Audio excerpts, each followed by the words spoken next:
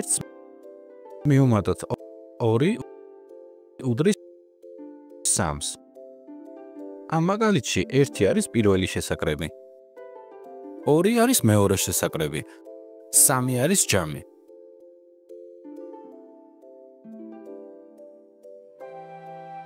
თქვათ არ ვიცით პირველი შესაკრები.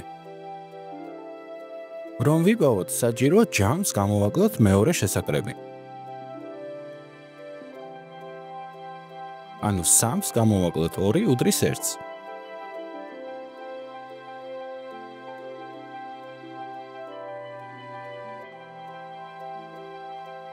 თუ არ ვიცით მეორე შესაკრები, ჯამს უნდა გამოვაკლოთ პირველი შესაკრები.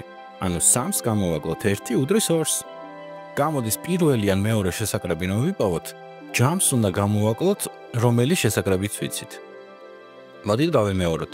პირველი შესაკრები რომ ვიპოვოთ, ჯამს უნდა გამოვაკლოთ მეორე შესაკრები, მეორე შესაკრები რომ ვიპოვოთ, ჯამს უნდა გამოვაკლოთ პირველი შესაკრები.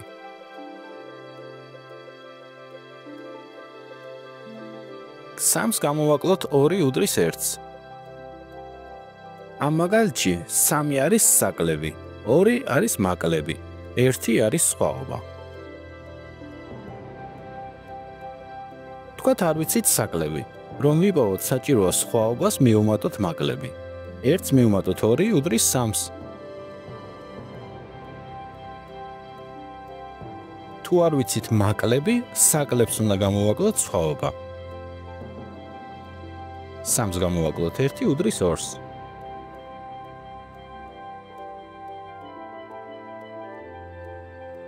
საკლები რომ ვიპოვოთ, სხვაობას ვუმატებთ მაკლებს, ხოლო მაკლები რომ ვიპოვოთ, საკლებს ვაკლებთ სხვაობას.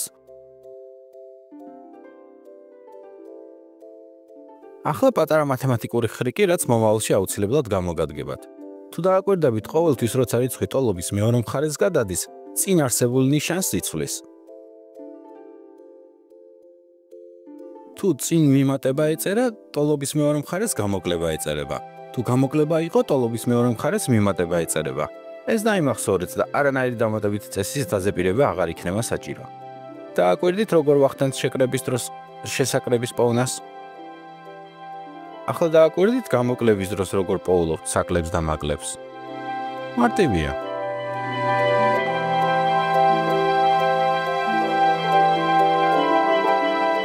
ვიყურეთ, მოიწონეთ და გამოიწერეთ ბრანცო.